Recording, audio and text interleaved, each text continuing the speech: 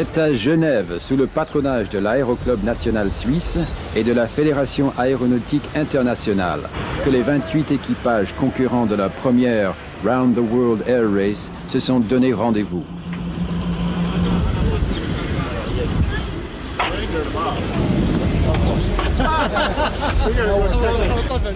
Toute épreuve mécanique comporte ses règlements et ses obligations. Les courses aériennes ne font pas exception à cette règle. Et dès leur arrivée, chaque équipage s'est soumis aux vérifications de l'organisation. Rien ne peut être laissé au hasard. Contrôle des licences, des visas, des équipements de survie et de navigation, mais aussi de la conformité des réservoirs supplémentaires et des documents de bord officiels de chaque avion. Le parcours de cette course de vitesse aéronautique est une grande première. Un tour du monde de l'hémisphère nord, avec la traversée de la Russie d'ouest en est, du continent nord-américain, du Groenland, pour arriver finalement sur la côte d'Azur française à Cannes. L'équipage canadien Northwind, Matthias Steen et Heinz Bittermann, préparent leur prototype Glacier 3 comme une véritable Formule 1. Chaque centilitre d'essence, chaque saleté sur la carlingue ou sur l'hélice peut avoir une incidence définitive sur les performances de l'avion.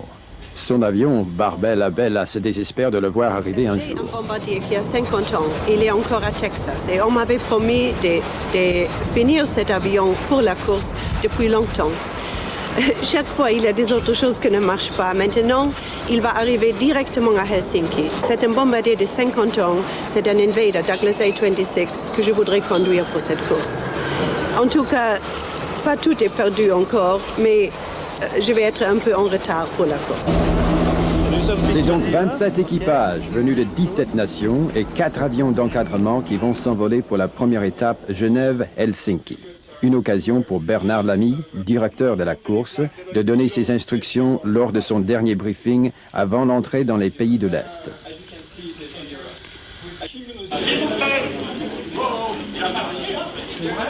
Et le 20 juin au petit matin,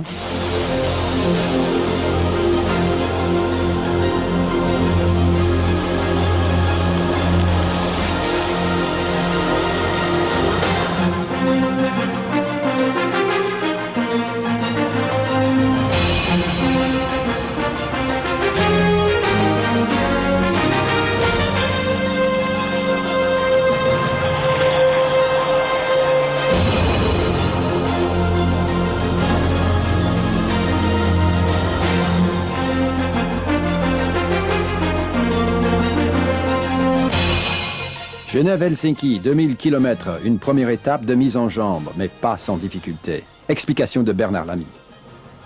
Dame Météo les ayant tous obligés de décoller dans la crasse, ce n'est qu'au nord de l'Allemagne, tout près de la Baltique, qu'avec l'aide des contrôleurs très coopératifs, certains d'entre eux se libèrent des Airways et que pour gagner de précieuses secondes, affûtent des trajectoires hyper directes en faisant sur les forêts nordiques ce qu'en langage international d'aviateurs nous appelons du Rasmot.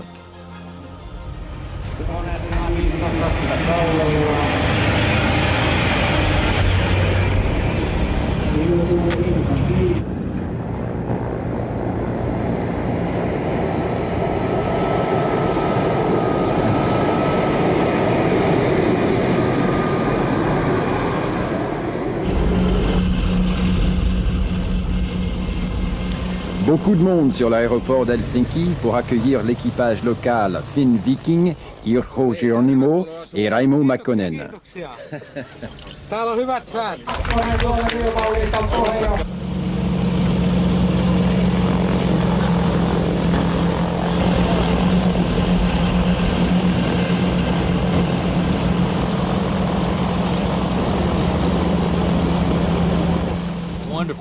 Vol magnifique, mais je crois qu'on est les derniers arrivés, non? Bref, tout le monde est content. Carl Sivander et Eric Bank, un des deux équipages suédois, analysent leur étape. On est très satisfaits. La descente et tout s'est bien passé. Ici à Mahomi, on s'est rendu compte que ça fait toujours peur de passer en VFR. C'est beaucoup plus compliqué que de simplement voler en VFR. Et pour l'équipage belge, commentaire de Patrick Saillet. On a eu un très bon vol, un peu difficile, Parce qu'au décollage de Genève, on a eu un changement de régime moteur brusque, on a perdu 100 tours au moteur et qu'on n'a jamais pu récupérer. Et ça fait au moins 5 nœuds en moins. Et puis alors pour récupérer tout ça, en sortant du mauvais temps, on a fait des choses très très basses. On a failli rentrer en collision avec un poisson volant d'ailleurs. Vraiment, on a tout fait pour mettre l'avion au mieux de sa vitesse. Et je crois qu'on s'est défendu pas mal, mais je crois que c'était une bonne étape pour les avions qui volaient à haute altitude comme les turbos. Enfin, le classement, on dira ça. Celles qui prennent la tête du classement, ce sont elles. Marion Jane et Nancy Palozzola, 2 Américaines, la mère et la fille. Félicitées ici par Olavi Racio, président de la Fédération aéronautique internationale. Premier du classement turbine, l'équipage français Didier Canler et Claude Leprince.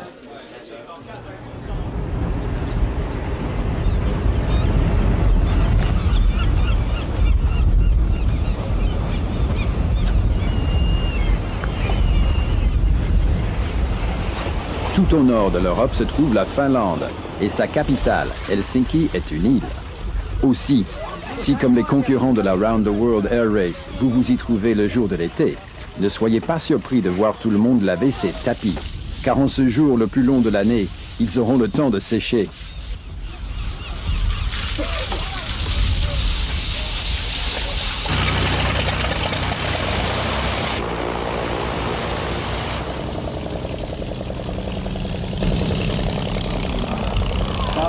Premier incident de la course pour le team autrichien Erwin Linter et Harald Passeker, contraints de réparer une roue abîmée à l'atterrissage.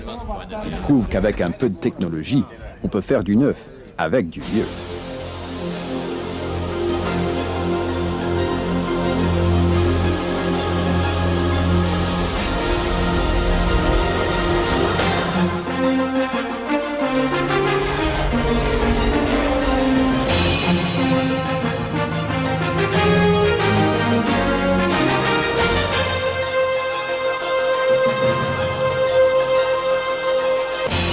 Helsinki-Moscou, 900 km, une étape très courte, mais le début des vraies difficultés.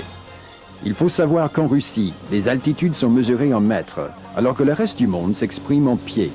D'où l'obligation pour les équipages d'avoir une table de conversion pour interpréter les directives des contrôleurs russes sur leurs instruments de bord. Et pour couronner le tout, une réelle difficulté de compréhension sur les ondes radio entre l'anglais américain et l'anglais à la sauce russe.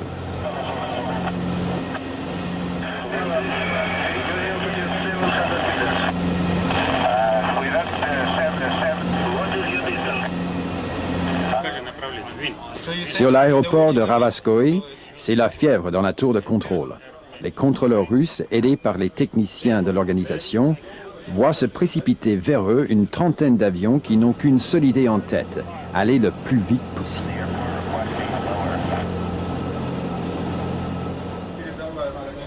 Devant cette vague déferlante qui aurait déclenché l'alerte maximum en d'autres temps, le choix de Ravaskoy s'avère d'une grande efficacité. Ce centre secret d'essai en vol aux alentours de Moscou possède une piste de 5 km de long sur 100 mètres de large. Pour exemple, les pistes de Roissy-Charles de Gaulle mesurent 3 km 600. Les contrôleurs russes feront même se poser jusqu'à 2 avions en même temps sans aucun problème.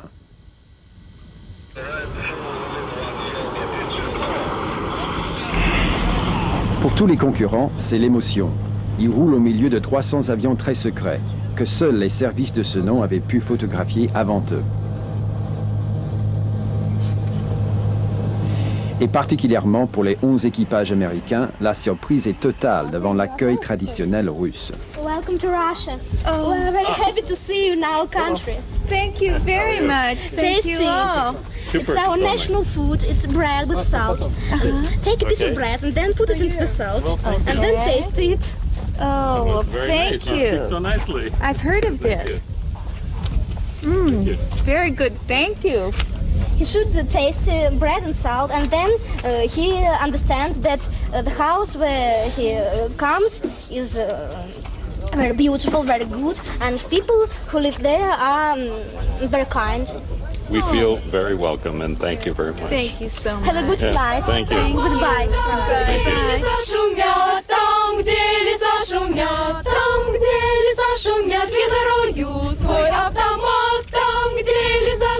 Не хочу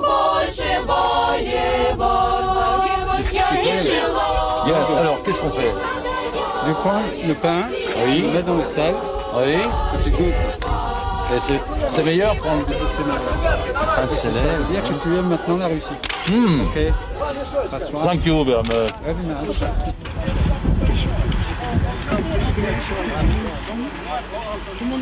Du pain, du sel et quelques documents rédigés en russe plus tard. Visite rapide et en musique de Moscou.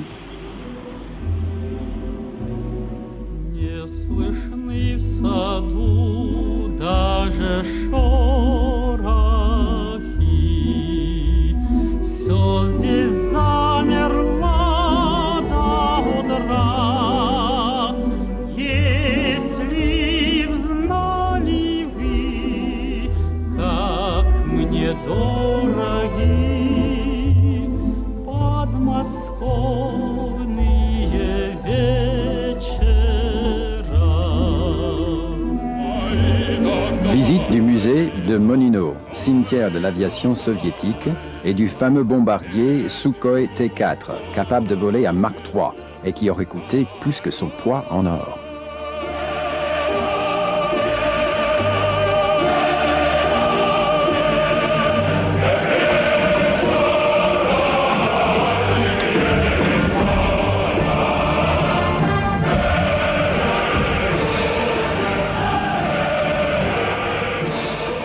Les choses très sérieuses commencent ici. Résumé de son briefing par Bernard Lamy, directeur de la course. L'ambiance est très tendue. 4300 km à travers la pampa sibérienne se préparent et les GPS sont hyper affûtés. Quant aux contrôleurs russes, ils se posent beaucoup de questions, étant habitués à des équipages qui, eux, comprennent obligatoirement un navigateur. Et ils ne perçoivent vraiment pas comment nous allons y arriver. Combien d'heures de vol là maintenant? 8 heures et 7 heures après. The problem we had this morning, that we didn't have the clearance. He will come to your plane and say, contact the tower. Okay. One by one. Pas rassurés du tout les concurrents sur ce qui les attend. C'est l'estomac noué qu'ils rejoignent leurs avions pour s'élancer vers la plus longue étape de la course. Bien plus longue que la traversée de part en part des États-Unis. Et bien plus difficile parce que sans balise radio pour se repérer.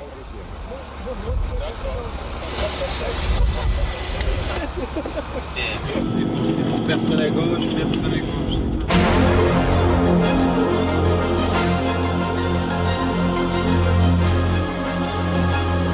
Moscou-Irkoutsk, 4300 km pour rejoindre le cœur de la Sibérie avec une inconnue de taille, l'essence. Arc-en-Ciel a dû acheter 80 000 litres d'essence et la faire transporter du nord de l'Écosse jusqu'à Moscou, et de Moscou vers tous les points de ravitaillement sibériens. Et le premier de ces points s'appelle Omsk. Sur l'aéroport de Omsk, c'est journée porte ouverte, et il y a la foule des grands jours.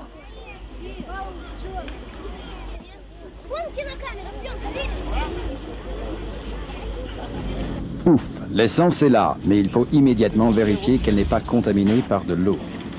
Quel est le danger, c'est de l'eau dedans? Après, ça passe dans le carburateur, il y a ton moteur qui s'arrête, ou bloc injection.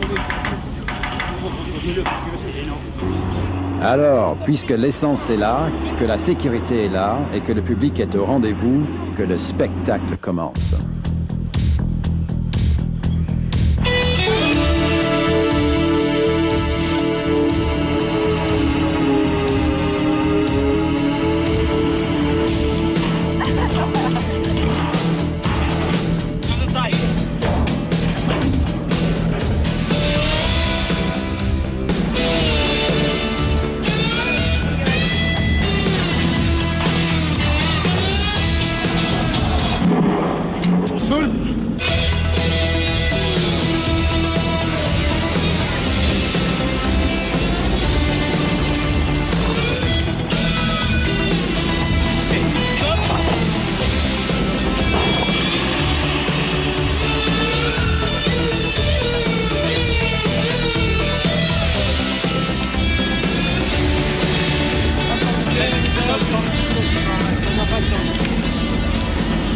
Oh mais hey, t'as le temps de pisser, mais tu nous débarrasses le parking et puis tu vas pisser où tu veux hein. Allez, ça doit être bon là. 6 minutes, ce sera le record de durée pour ravitailler complètement un avion.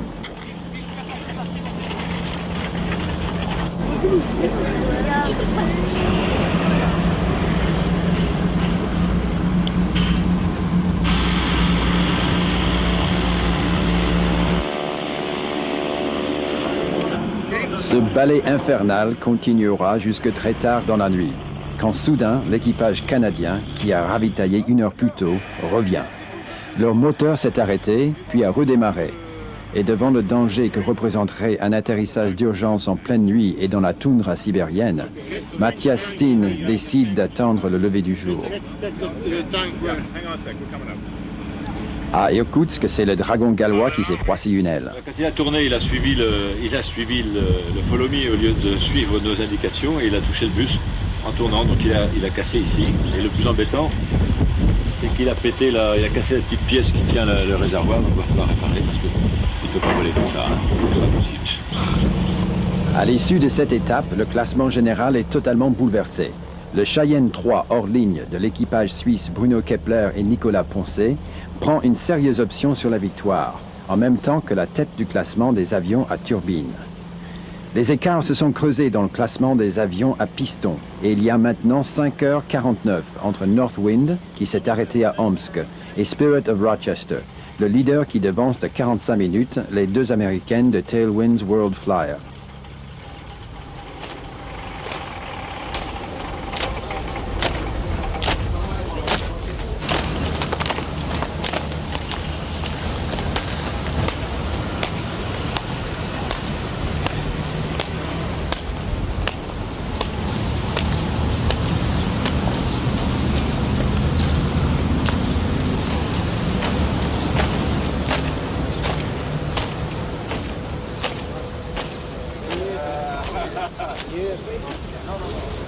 Irkoutsk est la ville natale du premier homme à tourner autour de la Terre, Yuri Gagarin.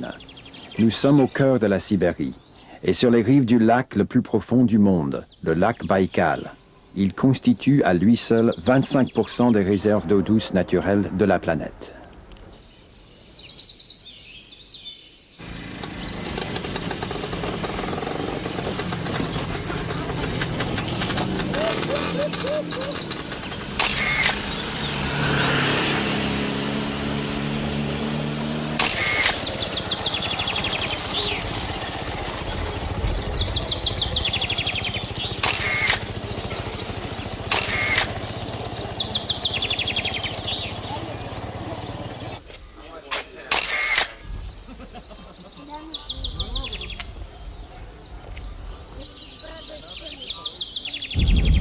Mais la promenade sur les rives du lac, dans la douceur d'une journée de l'été sibérien, aura raison de la résistance des organismes épuisés. Enfin, pas pour très longtemps. Yes? No. No. We're from America.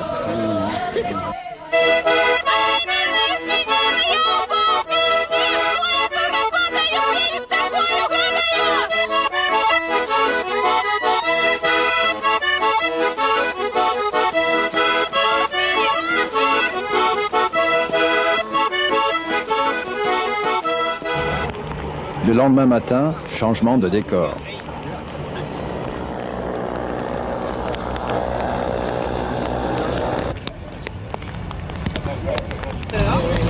C'est sous des trompes d'eau glacée qu'il faut faire le plein des avions.